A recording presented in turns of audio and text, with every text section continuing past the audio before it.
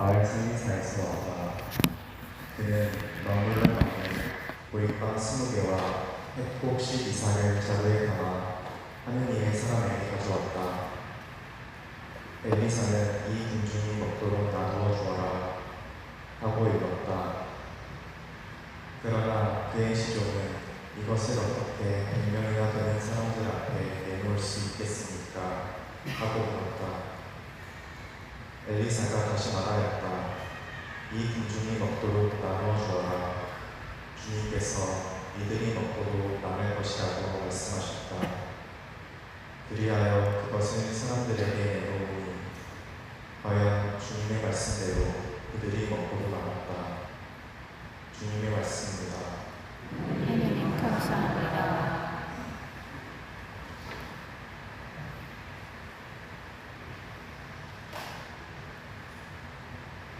주님, 당신 손을 펼치시어 저희를 은혜로 채워주소서. 하나님의 손을 펼치셔서 주님, 모든 종들이 당신을 찬송하고 당신께 충실한 이들이 당신을 찬미하나이다. 당신 나라의 영광을 노래하고 당신의 권능을 이야기하나이다. 주님, 당신의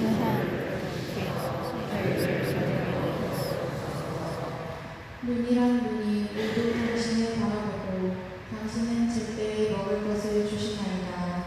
당신은 손을 펼치시어 살아있는 모든 것을 은혜로 채워주시나이다. 주님, 당신의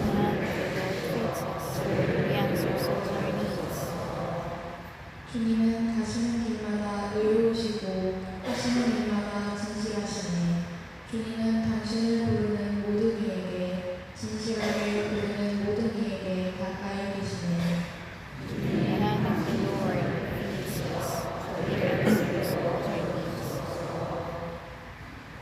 사도 바울의 에베소서 말씀입니다. 형제 여러분, 주님 안에서 시온이 된 내가 여러분에게 공고합니다. 여러분이 받는 부르심에 합당하게 살아가십시오. 정성과 오래를 다하고 인내심을 가지고 사랑으로 서로 참아주며 성령께서 평화의 길로 이루어지신 위치를 보존하도록 애쓰십시오. 하느님께서 여러분을 부르실 때에 하나의 하나님을 주신 것처럼 그리스도의 몸도 하나이고 성령으로 한 분이십니다. 주님도 한 분이시고 믿음도 하나이며 세례도 하나이고 만물의 아버지이신 하나님도 한 분이십니다. 그분은 만물 위에 만물을 도와서 만물 안에 계십니다. 주님의 말씀입니다. 감사합니다.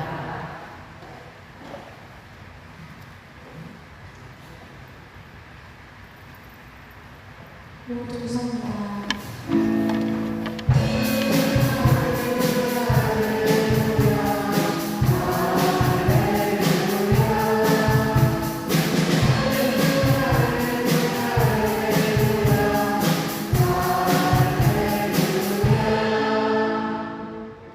우리 가운데 큰 예언자가 나타나셨네. 하느님이 당신 백성을 찾아오셨네.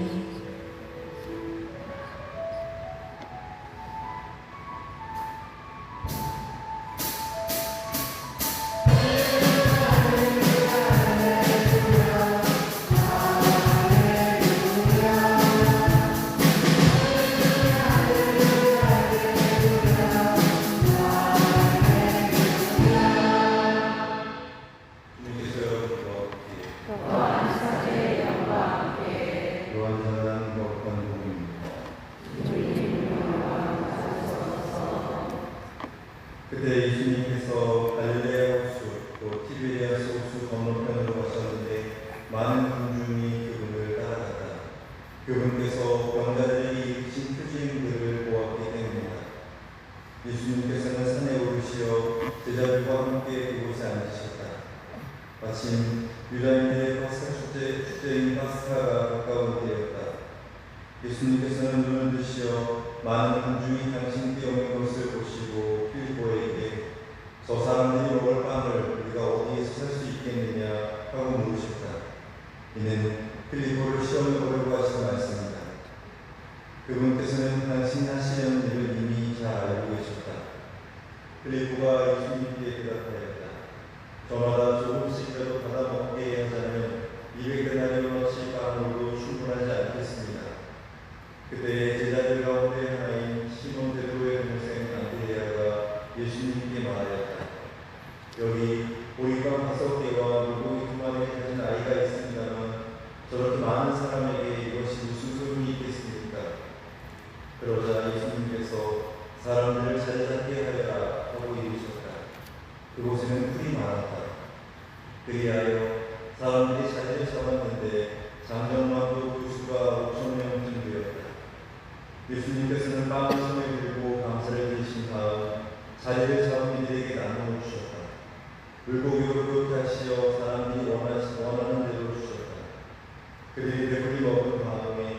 예수님께서는 제자들에게 버려지는 것이 없도록 남은 조각을 모아라 하고 말씀하셨다. 그래서 그들이 모았더니 사람들이 보리빵 5개를 먹고 남긴 조각으로 12광주리가 가득 찼다. 사람들은 예수님께서 일으키신 흑임을 보시고 이분은 정말 세상에 오시기로 되어 있는 그 예언자시다 하고 말하였다. 예수님께서는 그들이 와서 당신을 억지로 모셔다가 임금으로 삼으려 한다는 것을 아시고 혼자서 다시 산으로 물러가셨다. 주님의 말씀입니다.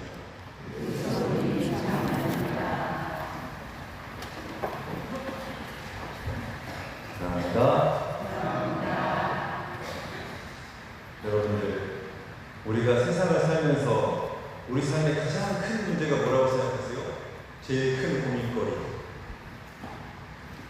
먹고 사는 문제죠.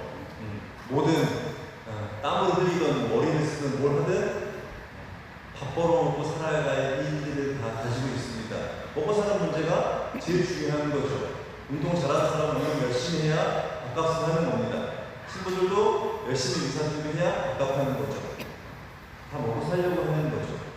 먹고 사는 문제가 그래서 인간의 가장 기본적인 일이라고 할 수 있습니다. 가장 큰 고민이죠. 당장 내 앞에 먹을 게 없는데 먹고 사는 것도 힘든데 냉방 난방을 가릴까요? 에어컨 없이 새끼 안 굶고 살래? 아니면 새끼 굶고 에어컨 있을래?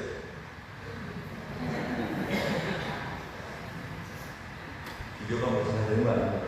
그렇습니다. 그래서 먹고 사는 것이 사실 우리의 가장 큰 숙제인데 교회에서 예수님께서 말씀하신 먹고 사는 문제는 입으로 들어가는 게 전부가 아니다라고 얘기하시는 거죠. 사람은 빵만으로만 살지 않고 하느님의 나라 입에서 나오는 말씀으로 산다 이렇게 이야기를 하죠.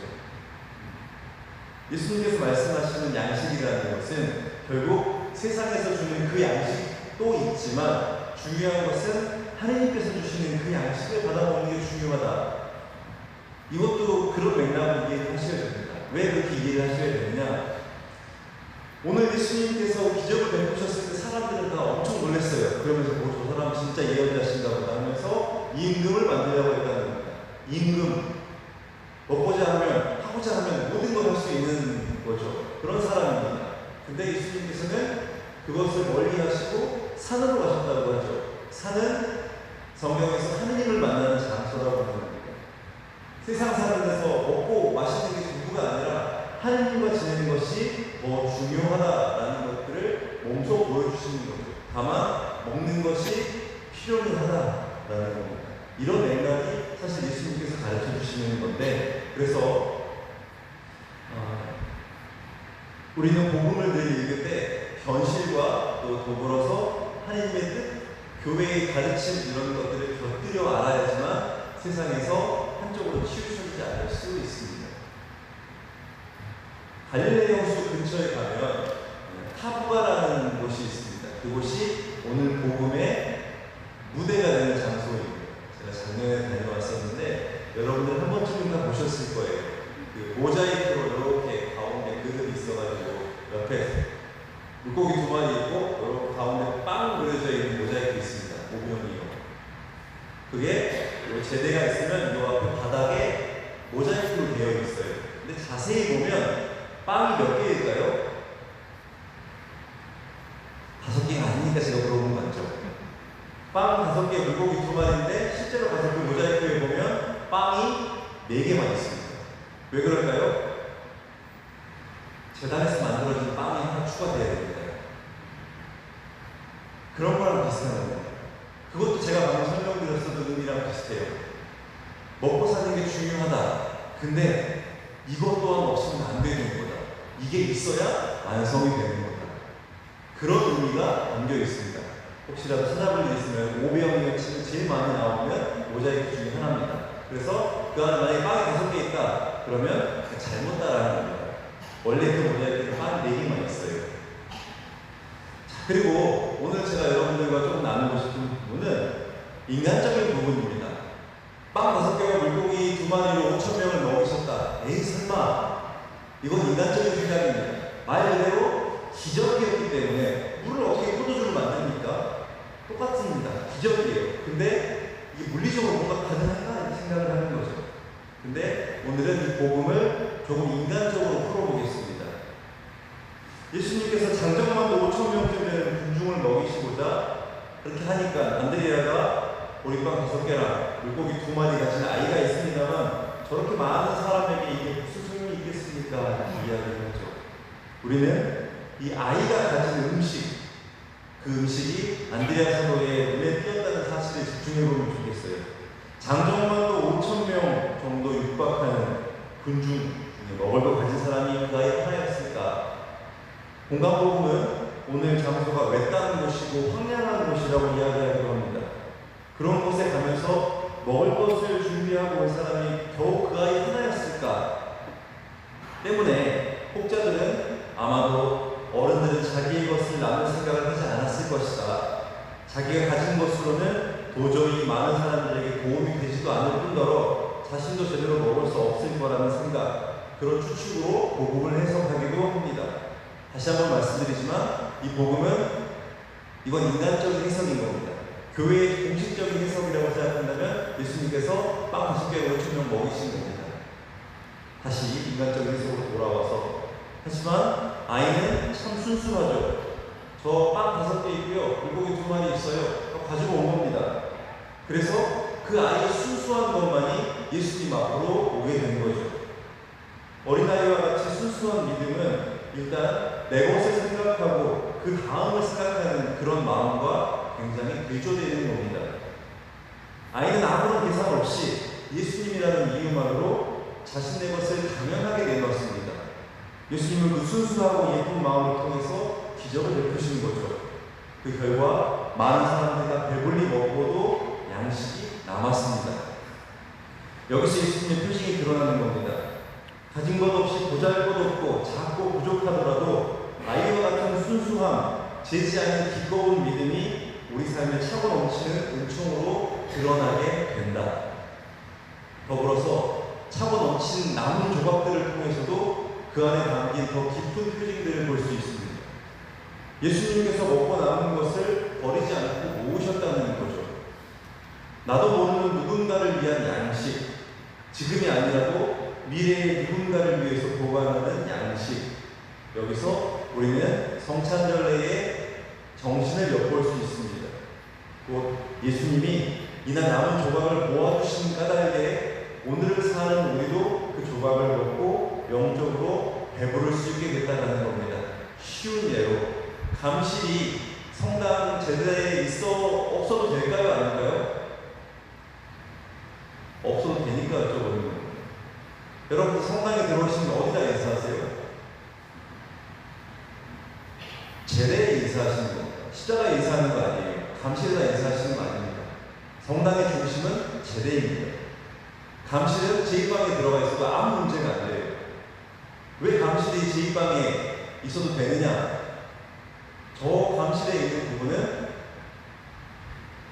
혹시라도 모를 병자들이라든지 영성체, 미사에 참여하러 오지 못하는 사람들을 위한 남은 조각들입니다. 우리는 편의상 오늘 미사에 얼마나 올지 모르기 때문에 감실에다가 여분의 성체를 모셔놓고 남으면 또 갖다가 모셔놓는 용도로 사용하고 있지만 실제로는 그렇게 하지 않아도 된다는 겁니다. 그래서 감실이 가장 안 좋은 사람들을 헷갈리게 만드는 건 감실 여기 있는 겁니다. 가운데. 그러면 감시라도 되고 인사한다고 생각하는 거죠. 미사의 중심, 성전의 중심은 언제나 제대입니다. 감실은 또 다른 의미의 공경을 받아야 되는 장소일 수 있겠지만 제대보다 훌륭한 장소라고 할 수 없습니다. 그래서 예수님께서 이 남은 조각을 모아주신 까닭에 오늘을 사는 우리가 그 조각을 먹고 영적으로 배부르게 됐다, 이 말씀을 다시 한번 드리고요. 세상을 살아간다는 거 늘 바쁘고 빠듯하게 지나가죠. 하지만 그런 우리 삶에서 우리가 가진 것, 그것이 비록 작고 미천해 보인다고 하더라도 예수님은 그걸 개의치 않으시는 분이십니다. 예수님이 원하시는 것은 단지 어린아이와 같은 마음으로 그분의 힘을 믿고 내가 당장 드릴 수 있는 무언가를 기쁘게 내어드리는 겁니다. 내 마음이 속이 시끄럽더라도 내 안에 작은 작은 믿음과 작은 간절함을 내어드릴 수 있으면 예수님께서 그거를 크게 만들어 주신다는 거죠. 그리고 나아가서 그 작은 마음을 누군가에게 베풀거나 누군가에게 마음을 열기 힘든 그 작은 무언가를 기꺼이 누군가에게 베풀고 기꺼이 누군가에게 열어보일 수 있는 기적을 만들어 주신다는 거죠. 그게 바로 성체성사의 신비고 다른 의미로 나눔의 신비인 겁니다. 이런 나눔의 신비는 예수님께서 당신의 몸과 피를 나눠주시는 이 성체성사를 통해서 매일 새롭게 완성되는 겁니다. 성체성사를 통해서 우리가 육의 양식만이 아니라 영원한 생명을 주는 영혼의 양식을 얻기 때문에 그렇습니다. 그래서 매번 미사에 오실 때마다 또 이어지는 성찬절례를 통해서도 우리 영혼을 살찌우고 풍요롭게 하실 수 있어야 됩니다. 그럴 거라고 믿으시기도 해야 되고요. 그래서 우리 각자의 삶으로 내 안에 생명이 넘쳐나는 은총을 받고 마르지 않는 샘이 되어서 누군가가 느끼고 있는 삶의 갈증을 풀어줄 수 있는 세상에 예수님이 전해주는 선물이 되셔야 됩니다. 여러분 각자가 예수님께서 주시는 생명의 빵을 담고 누군가에게 생명을 전해주는 은총의 전달자가 되어야 한다는 것이죠. 오늘 예수님을 통해서 기적을 체험했던 그 많은 사람들 중에 예수님께서 주시는 빵에만 정신이 달려있던 사람은 나중에 예수님을 그냥 잊어버렸을지 모를 겁니다.